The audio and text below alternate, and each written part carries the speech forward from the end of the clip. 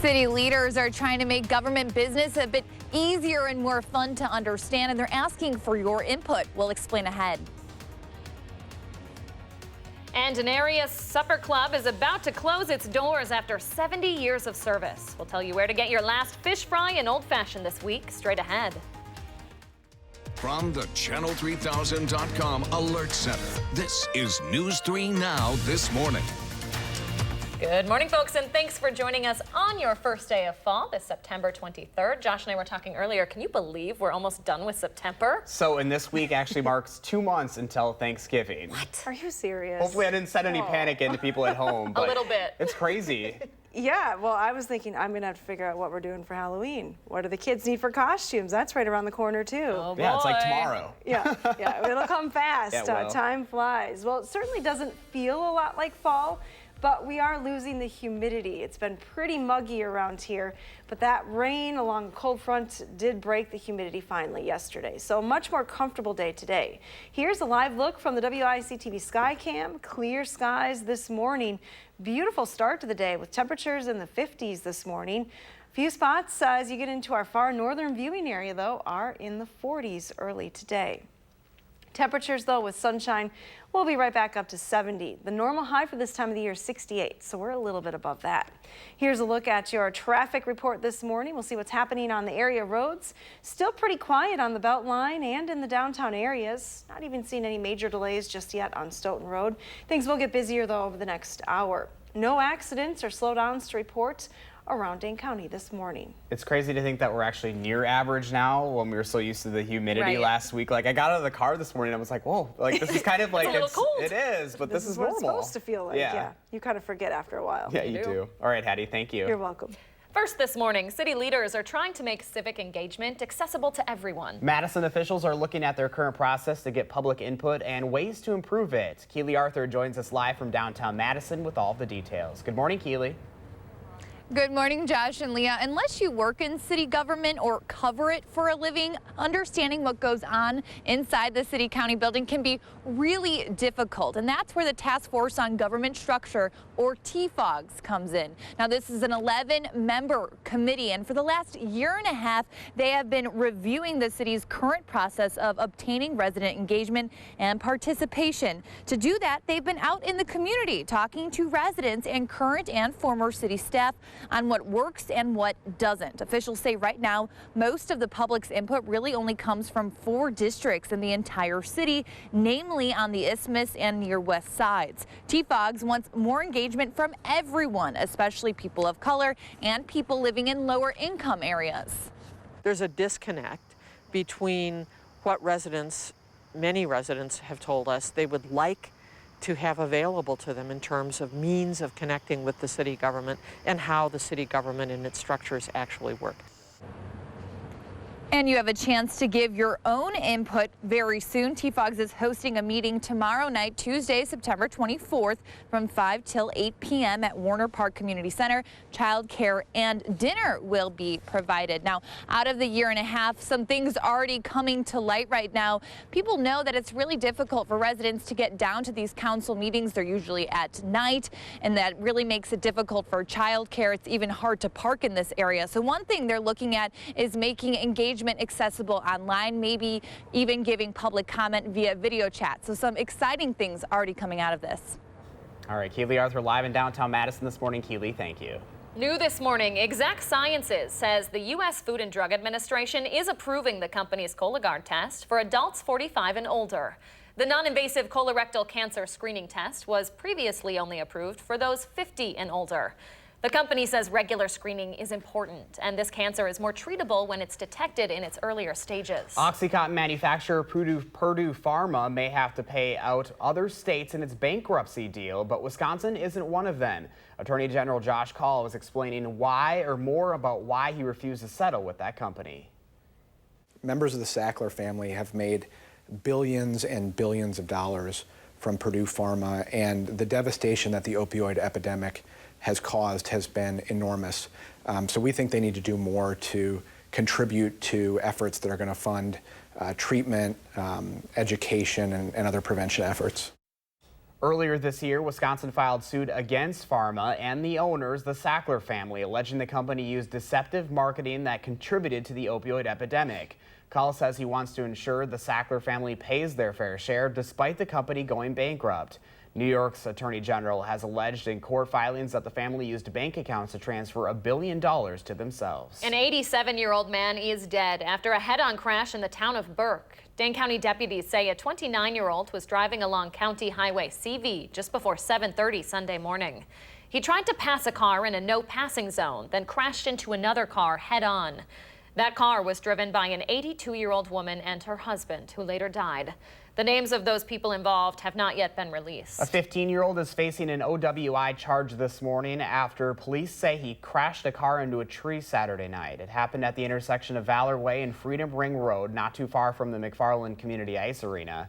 Police say the 15-year-old was reportedly driving his friend's mom's car with a 12-year-old passenger. No one was injured. Madison police say a 19-year-old woman was sexually assaulted in a car downtown Saturday night. They say the woman was visiting from out of state and came to see friends, but got separated from them and took an offer from strangers to get a ride. Police say one of the people in that car sexually assaulted her. She was able to escape and call her friends, who then made the report to police. Officers are looking at city cameras this morning in the downtown area to help find a suspect. 6:06 this morning, the Pecatonica Area School District is responding after a controversial float appeared in the school's homecoming parade. Alumni from the class of 2004 designed the float you're looking at right now. It has, quote, "Trump needs a wall to deal with the Southwestern crew" written on the side. The fence is meant to represent the wall at the southern border. Alumni dressed in sombreros and ponchos can be seen on one side of it. A person who said they were there says the men in sombreros would try to climb the fence but were kicked and hit back to their side. A statement from the school district's official page says the school, quote, "strongly condemns the float." They say no current students were involved with the float's design and the float does not represent the students, staff, or school. The Post says the parade is sponsored by the Alumni Association. Around the state, Kenosha County deputies are considering terrorism charges against an elementary school student who threatened to shoot up a school. Investigators say the Salem elementary student wrote, quote, "I will shoot up this school's 5th grade" on a bathroom wall. The student's motive isn't known right now. The Kenosha County District Attorney's Office is reviewing the case. Classes are back to normal today after that school went into lockdown on Thursday. More local news now. An iconic supper club in Fall River is preparing for its last day.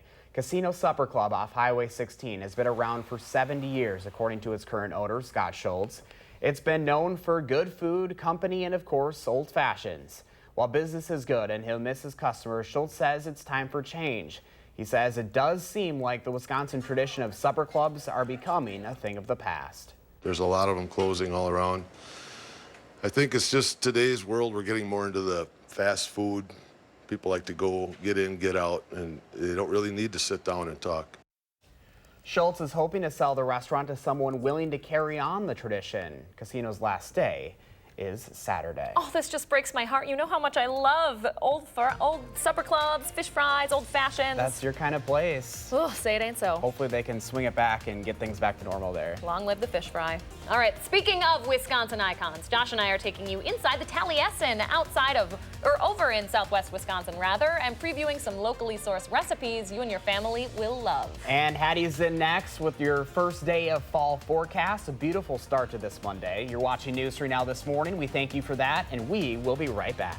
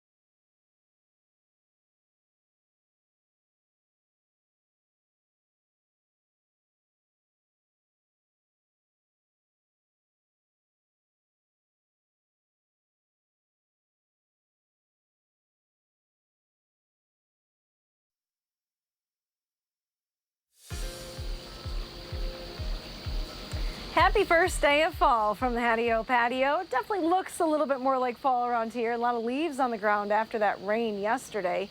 Good news in the forecast, though. We get a chance to dry out for at least a couple of days. Take a look at the September month. It's been a pretty wet month for us, especially because of a couple of pretty heavy days with rain. We had one earlier in the month with about 1 3/4 inches back on the 12th. And then again yesterday, almost 2 inches of rain. So when you add all of that up, we have had over 5.5 inches of rain so far this month. That puts us about 3 1/4 inches above normal for this time in September. So we definitely need a chance to dry out here across southern Wisconsin. Here's a look at the 24-hour estimated precipitation amounts, and you can see that there were bands of heavy rain setting up from southwest Wisconsin all the way into the east central part of the state. Madison included in some of that heavier rain yesterday. Looking at the radar map, though, this morning, things are pretty quiet, which is good news. We have just a little bit of rain left in the UP, but that will move to the east. It's not going to sink southward today. Looking out to the west, things are very quiet. Weather track will show you where the clouds are this morning. And while there are still some clouds in the north woods, skies have already cleared here across southern Wisconsin. Still pretty dark, though. That sun coming up later and later every day. Our temperatures are in the 50s this morning. Excuse me, 54 in Madison, 54 in La Crosse, drops to 50 in Superior. The good news, though, behind that rain yesterday, the dew points have dropped. Dew points are down in the low 50s, and they'll remain there through the day, which is a great place for those numbers. You're not going to have to think about humidity today. Here's a look at your future track forecast model. Pretty quiet day weather-wise, mostly sunny skies expected. Temperatures back in the mid-60s by lunchtime. Little on the warm side today, but not too bad. 70 is the high this afternoon. Temperatures should cool down a little bit more quickly this evening. Again, sun sets before 7 o'clock. And here's a look at your nighttime lows. We'll be back in the mid-50s tomorrow morning. Your extended forecast has us warming back into the mid-70s on Tuesday. Our next chance for rain is coming overnight Tuesday into early Wednesday. We just have one day, though, out of the next 10 with highs in the 60s. Otherwise, it looks pretty mild as we head into next week. Now let's get a look at those traffic maps this morning. We'll send it over to Jason Stone for all the details. Good morning, Jason. Good morning. Drivers are making their way to the Beltline without issues and are moving at the posted speed limit. Vehicles have modest delays on Verona Road at Williamsburg Way and Highway PD in both directions. Those delays will increase throughout the morning. Early morning commuters are lining up at the Park Regent and East Wash Blair Street intersections. Otherwise, no problems driving anywhere on the Isthmus or campus at this time. With your First Alert traffic, I'm Jason Stone. Chances are you've heard of Taliesin out in the beautiful southwest corner of the state, or maybe you've even brought your family here to enjoy the architecture of Frank Lloyd Wright. Now they're trying to get people back with the first ever taste of Taliesin, and this morning we're joined with Kyle Adams and also Bobby Petz. Thanks so much for having us out here to this beautiful venue. Of course, thanks for coming. So we're going to start with you, Kyle. Tell us a little bit about the event you guys are hosting this weekend. So Taste of Taliesin on September 29th is a newer event. We've found great success with our fully seated farm dinners for several years, and we decided that we wanted an opportunity for our guests to not only have a culinary experience, but also experience a little bit more of the estate as well. So there are 4 food and beverage stations stationed at each one of the major structures on site, and guests in groups will be moving from station to station throughout the property so that they can experience both the food and the architecture. Very cool. So we are getting a little sneak preview, a taste, if you will, of one of the beverages at this event. Bobby, why don't you take it away from here? Absolutely. So what we're going to be doing to pair with our savory dish is a white pine vodka sour. So we're going to start off with just about 1.5 ounces of vodka from our station partner, Yahara Bay. I hope we get to try this. Yeah, it looks tasty already. Paired with a little bit of white pine syrup gotten from a pine on the estate. That's really cool that these are all locally sourced products. And that's kind of the idea behind it, is to use not just what we have growing in the area, but what is already here in our forests as well and around the area. The whole place is filled with food if you know the right place to look for it. And it comes back to all the ideas about sustainability that Frank Lloyd Wright himself had Very cool. when he was using his architecture. So now I hear there's kind of some Japanese culture mixed in with this as well. There is. So Frank Lloyd Wright spent quite a bit of time living and working in Japan in the early 1900s and into the 20s. And so he was heavily influenced both architecturally and also in the way in which he decorated his home. He had one of the largest private Asian art collections in the Western Hemisphere. Wow. And so that's kind of a little take. We're doing that both in the cocktail and actually in this dish as well. A little bit of WISC-Pop soda out of Viroqua, keeping it local. And to top it off, we're going to take some more of that white pine and just give it a nice little sear to release a little bit more of that aroma. Most of what you taste in a drink is also smell instead of flavor, so it's nice to work that in there.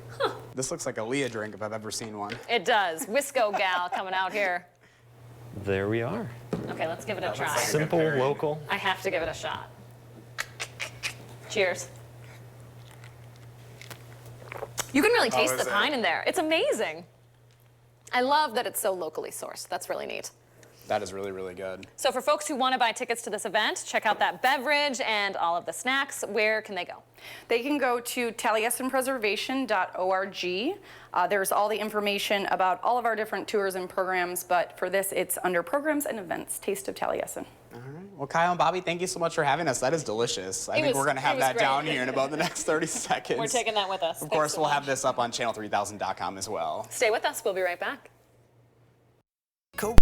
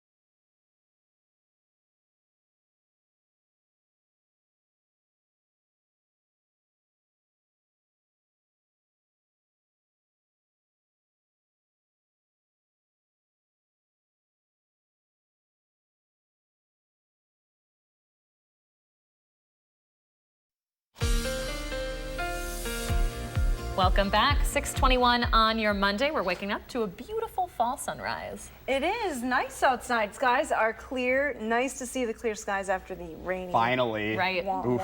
Day yesterday. Long weekend. It was a very wet day yesterday. We have good news though. Temperatures are in the 50s. Pretty comfortable this morning. 54 in Madison, Mineral Point, Monroe, Janesville's at 55.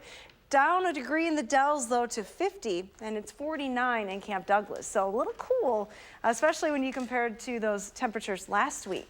Now, take a look at dew point numbers. Dew points are in the 50s this morning, and that's a good range, a very comfortable range for those dew point numbers. So what that means for you is that in the classroom, on the bus, it's not going to be as sticky. Here's your bus stop weather forecast. Temperatures back in the mid-60s for lunch recess today. As you head home from school, it'll feel like 70 degrees outside, so a beautiful day expected. That extended forecast keeps temps kind of on the warm side through the week. If you're looking at the entire week, Thursday's the coolest day, but overall, not cooling down much as we head into next week. All right, thank you very much, Hattie. We are starting week number 3 in our annual Coats for Kids drive, and our coat count sits at more than 1,300 as of this morning. We're still looking for winter coats and outerwear of all sizes, but right now what we really need are sizes for infants and young kids. Every year the demand for those sizes are greater than the supply. That goes for coats, snowsuits, snow pants, any kind of winter gear.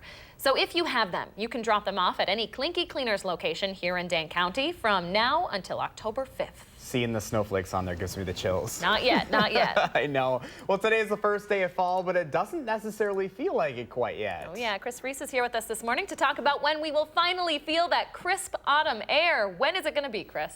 Well, we still might take a bit to get there, although today itself actually feels very fall-like. But folks, it has arrived. Summer's gone by the wayside. Fall officially began at 2:50 this morning. And what does that mean when I say fall officially began? Well, that means we had the autumnal equinox. This is when the sun's rays shine directly on the equator. This gives us equal time of daylight along with the nighttime hours. We get 12 hours of each. And again, that began at 2:50 this morning. Folks, the sun will set at 6:53 today. We will not see a sunset after 7 until we get to March. So, yeah, in the terms of daylight, fall is certainly here. In terms of temperature, it's been a different story. All September long, we've seen these temperatures that have been very much above average. Folks, that's going to likely continue in time. Today will be closer to average, though. Our average high is 69. We're forecasting a high of 70. Our average low, 47. We won't be that cool this morning, but we're close with those temperatures into the lower 50s. This is the 10-day stretch. Again, towards the end of next week, we start to see these temperatures going above average yet again. And here is simply the reason why, folks. We'll get a dip in the jet stream headed towards the end of this week. This will bring some of those cooler temperatures around, but it's this big ridge back across the western part of the country that's going to begin to strengthen just a little bit more, and a strong southwesterly wind in the upper part of our atmosphere is going to be bringing those warmer temperatures right on into town. So as we go through the next 6 to 10 days, look for above average temperatures throughout all of the eastern part of the country. The cooler than normal temperatures will be felt across the west, but this isn't just the next 6 to 10 days. As we go into solidly into the first week of October, even into the second week of October, we are still looking at above normal temperatures. So granted, our normal does continue to slide. By the time we get you towards the first week of October, our normal high is 64. But if it's 68 or 70, we're still going to think it's cooler because it's not 80, but we're still above average. I mean, I'm just trying to take all this in. Right. Because I know that it's not going to last forever. It doesn't last forever. Soak it on up, Josh. Especially with how long winter was last year. Winter last year was long. October 15th is when winter began last year in terms of when we saw our first snowflakes. Let's not even talk about up until May. Yeah. And then it was, so it's all right. It just means we'll get a bigger snowstorm, Josh. I'll be happy. At least Chris will be happy. He's already excited to make snow angels. We just want some fall color. Ahead, yeah, we do want fall color. Fall color is really what I'm truly excited about. So we're going to keep our fingers crossed that this year's a good one for that. All right, Chris Reese, as always, thanks, buddy. My pleasure. Still ahead this morning, we have the top 3 things you need to know as you head out the door on your Monday. Also ahead at 6:30, we'll have more on why the city of Madison hopes to get you involved in your local government more. Thanks for starting your day with News 3 Now this morning.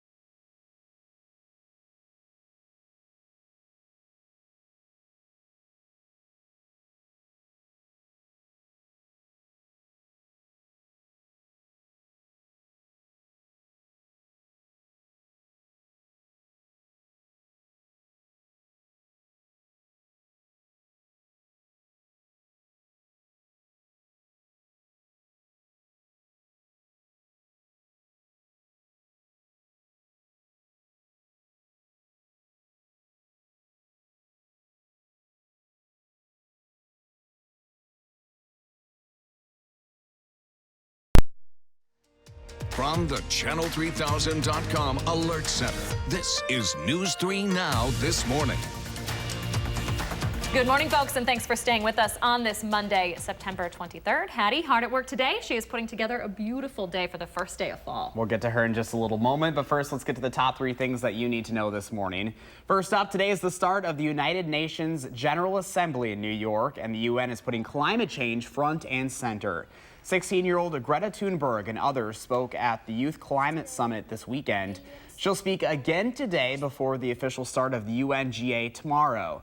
President Trump is skipping the climate summit and will instead be chairing his own session focused on worldwide religious persecution. The second story we're following this morning, President Trump will meet with the leader of Ukraine this week after a whistleblower called attention to their phone conversation in July. During that call, the president reportedly pressured Ukraine to investigate Joe Biden's son, Hunter, who worked for a Ukrainian gas company.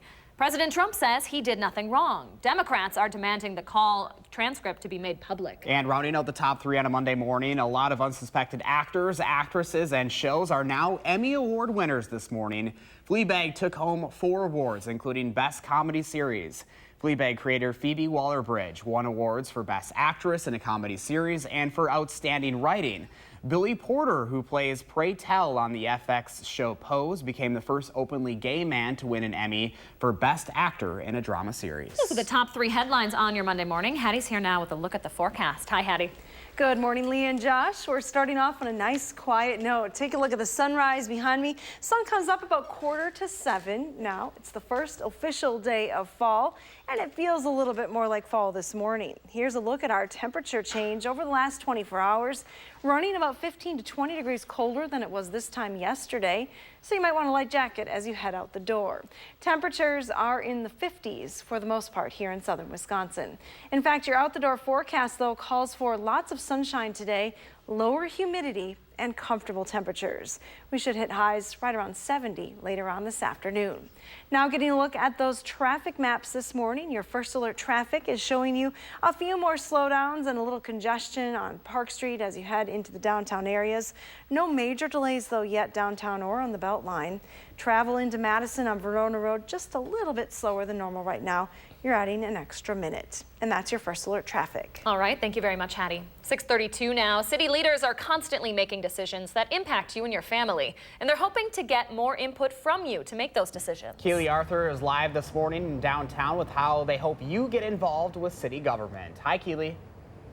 Hi, Josh and Leah. Well, unless you work in city government or cover it for a living, understanding what goes on inside the city county building can be really difficult. And that is where the Task Force on Government Structure, or TFOGS, comes in. Now, this is an 11-member committee, and for the last year and a half, they've been reviewing city policy, speaking with residents and former and current city staff members to see exactly how input happens and how it can be improved.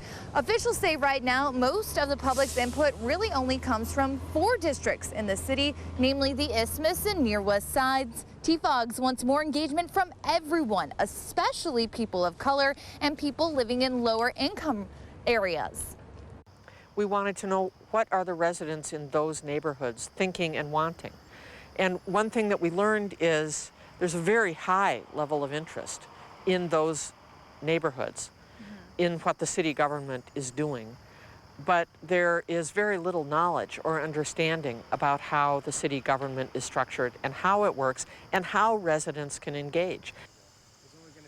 And you have a chance to give your own input. TFOGS is hosting a meeting tomorrow. That's Tuesday, September 24th, from 5 p.m. until 8 p.m. over at Warner Park Community Center. Childcare and dinner will be provided. Now, one thing that's already come out of TFOGS is that going to city council meetings can be really difficult for the average person. They're usually at night in downtown, making childcare and parking extremely tricky. So TFOGS is looking for ways to make residents be able to engage online, maybe giving public comment via video chat, a really cost-effective, easy way to help accomplish their goal. Back to you two. Some really interesting ideas there. Keely Arthur live for us this morning. Thank you very much, Keely.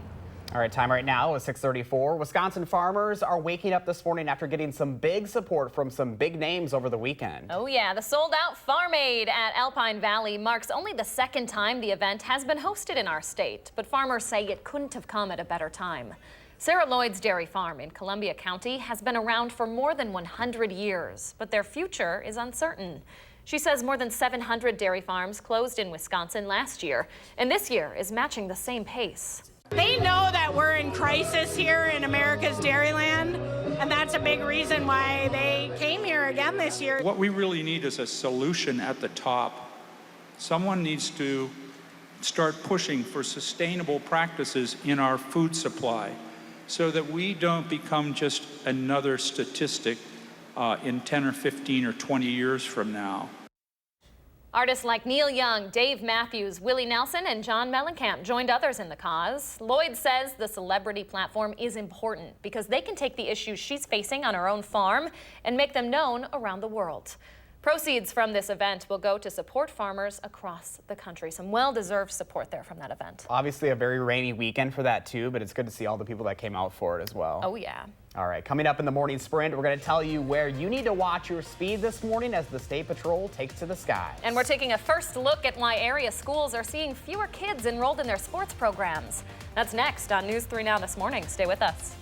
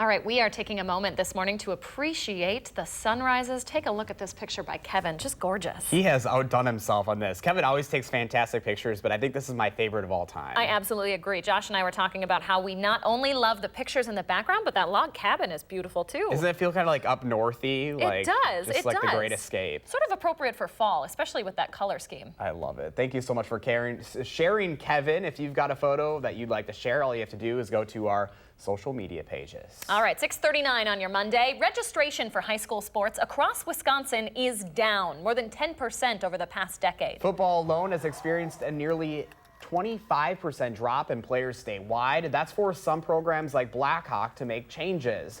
The reigning state champions in their division decided to get ahead of the trend, forming a co-op with the team in Warren, Illinois to field full varsity and JV teams. I think that this is one important element to bring them into an environment where they're working towards common goals with a variety and a diversity of people, learning how to communicate, learning how to lead, learning how to accept roles and responsibilities.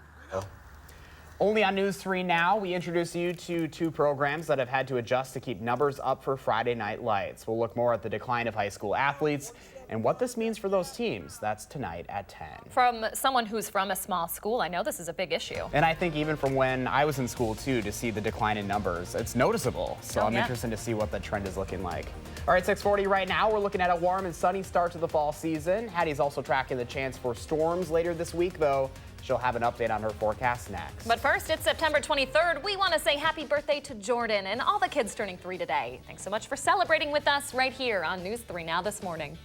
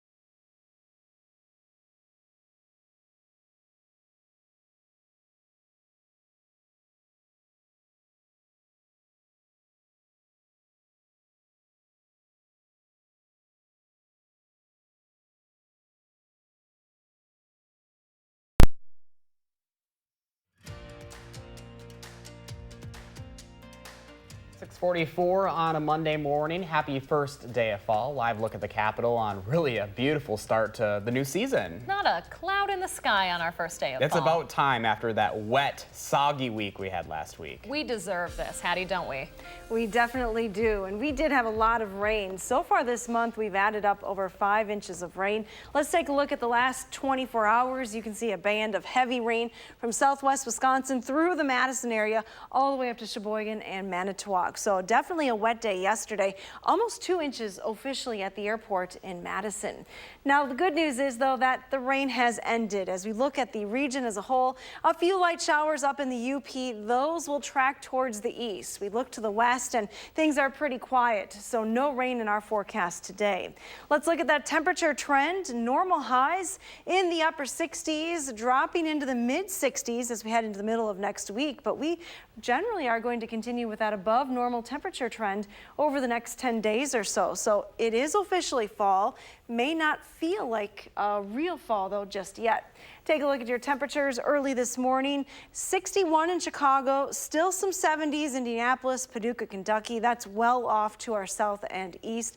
To the north and west, temperatures are generally in the 40s and 50s. In fact, here in southern Wisconsin, we have a lot of 50s on the map this morning. Watertown is at 52 degrees, 54 in Madison and Mineral Point, 51 in Prairie du Chien. Take a look at the Dells now. 49 degrees in the Dells and Camp Douglas, so a little chilly this morning. Lots of sunshine in the forecast, though, and low humidity. Dew points are in the 50s and 40s. It's a pretty comfortable range, and they'll stay there through the day. Your Future Track forecast model has light west winds and lots of sunshine today.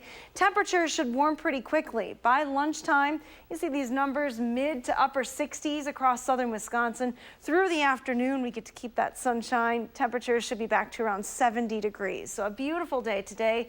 Again, you don't need to worry about the humidity. If you have plans outside this evening, sunsets before 7 o'clock, temperatures should start to drop a little bit more quickly, down to the 60s, into the 50s again by tomorrow morning. So here's a look at that extended forecast. We have temperatures that will warm up a little bit tomorrow to a high of 76 degrees. Our next chance for rain is Tuesday night into Wednesday morning. Overall, though, over the next 10 days, just one day with highs in the 60s, and that's on Thursday. Otherwise, we're back into the 70s for the upcoming weekend. Oh, I love this. This is Earl in the Dells. 70 degrees if Earl feels like getting up for a walk. Buddy. What is a that ham. like is he in bed? Is Earl in bed? Looks like a pillow behind him, doesn't it? What a ham. What a Monday. I'm jealous.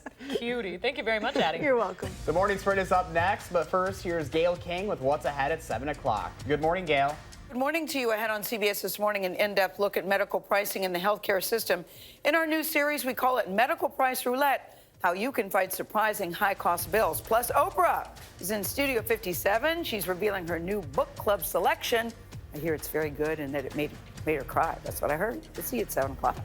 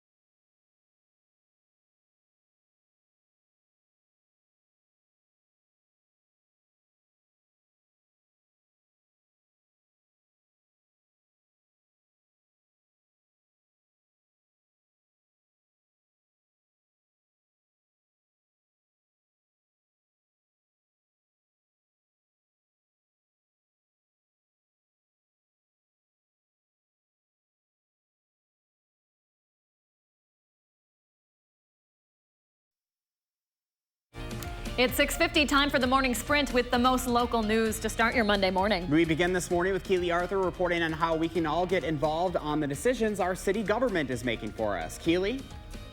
Good morning, Josh and Leah. Unless you work in city government, understanding exactly what happens inside the city-county building can be really difficult. And that's where the Task Force on Government Instruction, also known as TFOGS, comes in. Now, this is an 11-member committee, and they've been reviewing the process of obtaining resident input. Officials say right now most of the public's input really only comes from 4 districts in the city, namely in the Isthmus and near West Sides. TFOGS wants more engagement from everyone, especially people of color and lower income residents. If you'd like to give your 2 cents, TFOGS is hosting a meeting tomorrow night at Warner Park. More details up on our website. Leah? Thank you very much, Keely. Into the Channel 3000 Alert Center overnight. Janesville police say they have arrested a man who tried to burglarize the pro shop at Blackhawk Golf Course. This happened just before 3 this morning. Officers say they found the man inside the pro shop and were able to arrest him as he tried to run away. That man faces charges of burglary and criminal damage to property.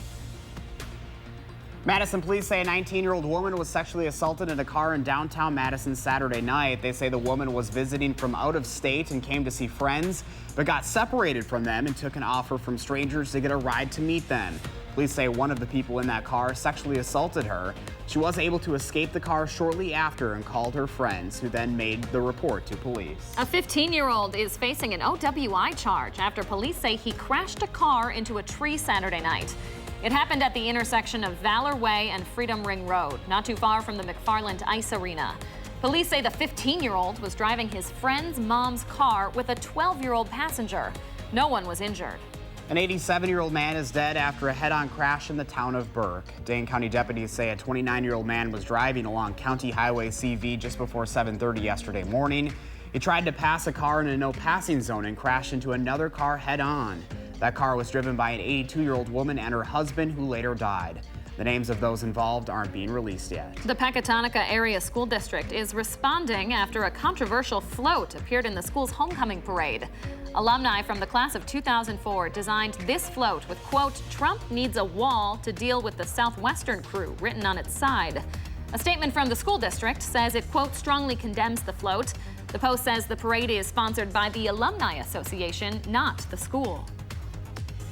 And the sun is up this morning. Skies are clear. We have a beautiful Monday coming up. Temperatures are down in the 50s this morning, so a little bit cooler than what we've seen the last couple of mornings, but a nice warm up is expected. With mostly sunny skies today and a light west wind, we're headed to high temperatures right around 70 degrees later on this afternoon. Thank you very much, Hattie. New this morning, Exact Sciences says the U.S. Food and Drug Administration is approving the company's Cologuard test for adults 45 and older. The non-invasive colorectal cancer screening test was previously only approved for those 50 and older.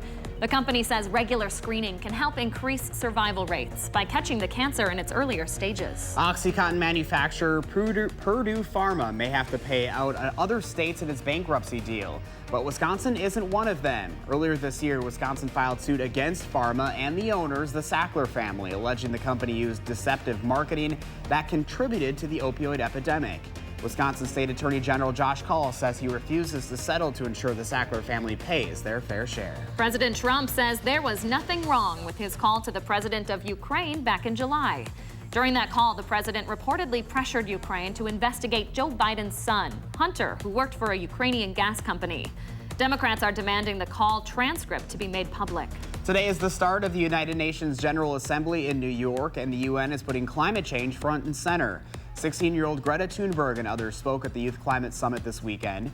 She'll speak again today before the official start of the UNGA tomorrow. President Trump skipping the climate summit and will instead be chairing his own session focused on worldwide religious persecution. A lot of unsuspecting actors, actresses, and shows are now Emmy Award winners this morning. The creators of Fleabag took home several awards, including Best Comedy Series, Best Comedy Actress, and Outstanding Writing. Billy Porter, who plays Pray Tell on the FX show Pose, became the first openly gay black man to win an Emmy for Best Actor in a Drama Series. The Green Bay Packers are 3-0 for the first time this morning since 2015 after shutting down the Denver Broncos at Lambeau Field 27-16. Once again, the Packers defense stole the show. They racked up 6 sacks, 2 fumble recoveries, and an interception while holding Denver to 16 points. The Packers' next game is this Thursday night against the Philadelphia Eagles. Luckily, everybody's safe inside Lambeau after a former Green Bay Packer employee allegedly threatened to blow up the field. Police say Clayton Exford was at a bar last Thursday when he made that threat. A bartender said Exford seemed to be drunk at the time. Exford told police he didn't remember making the threats and had no intention of harming anyone. He's pleading not guilty, but has been ordered not to contact Lambeau Field or the team. And a First Alert traffic update as you head out the door for your morning commute. The State Patrol will be taken to the sky for enforcing speed limits and other traffic laws over I-3990 in Dane County today. They'll also be looking for tailgaters and other types of dangerous driving. If the weather isn't good enough to fly today, they'll still have patrols out on the ground. From the skies to the streets, Jason Stone has a look at the rest of your Monday morning commute. Hi, Jason. Hello. A vehicle is blocking the right shoulder of Highway 51 south before the intersection at Highway 19, and a disabled vehicle is blocking the left shoulder on the westbound Beltline exit to Rimrock. Delays will be at a minimum for both. There are no issues on John Nolan at this time. With your First Alert traffic, I'm Jason Stone. Thank you very much, Jason. And here's a look at some of those travel times as you head into Madison this morning. You'll need the sunglasses early today. Skies are clear. We have a gorgeous start to this Monday morning. Here's a look from the Edgewater Skycam out over Lake Mendota and downtown Madison. Clear skies is going to stick with us through the day today. Temperatures will climb from the 50s back into the mid-60s by lunchtime. Highs right around 70 degrees later on this afternoon. Here's your extended forecast. It's the first official day of fall, so our first week of fall stays with temperatures in the 70s for the most part. Just one day with high temperatures down in the 60s. Going to stay dry until Tuesday night into Wednesday. Josh and Leah, that's our next chance for rain. Perfect way to kick off the season, though. Beautiful day ahead. Certainly is. Thank you, Hattie. And thank you all so much for joining us. Go make it a great day and enjoy the first day of fall, and we'll see you back here tomorrow morning.